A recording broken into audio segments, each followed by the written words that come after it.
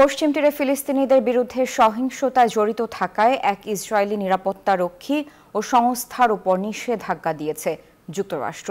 সেই সঙ্গে দায়ী ব্যক্তিদের জবাবদিহি নিশ্চিত করতে নেতানিয়াহু প্রশাসনের প্রতি আহ্বান জানিয়েছে ওয়াশিংটন।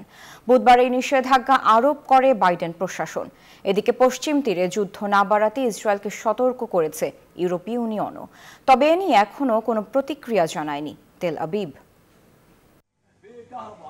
গাজায় যুদ্ধ শুরুর পর থেকে পশ্চিম তীরে বাড়ছে সহিংসতা। তবে সম্প্রতি সন্ত্রাস বিরোধী অভিযানের নামে পশ্চিম তীরে তাণ্ডব চালাচ্ছে ইসরায়েল।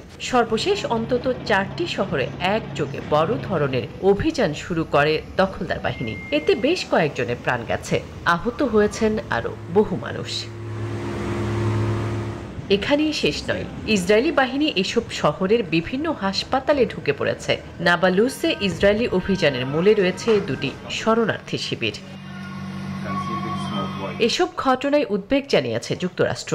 এমনকি ইসরায়েলি নিরাপত্তা রক্ষী ও সংস্থার উপর নিষেধাজ্ঞা দিয়েছে তেল আবিবকে সবচেয়ে বেশি প্রশ্রয় দেয়া এই দেশটি। মার্কিন নিষেধাজ্ঞার আওতায় পড়েছে ইসরায়েলি কৃষকদের স্বার্থ রক্ষায় কাজ করা সংগঠন হাশুমেরিয়স।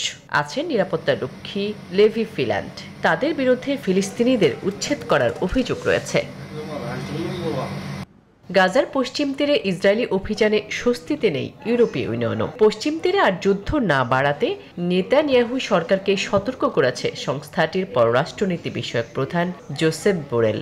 এটিকে গাজা যুদ্ধের বিস্তৃতি বলে মনে করছে ইইউ। তবে পশ্চিমাদের এমন অবস্থানের এখনও কোনো প্রতিক্রিয়া জানায়নি ইসরায়েল। আসমা তুলি, নিউজ 24।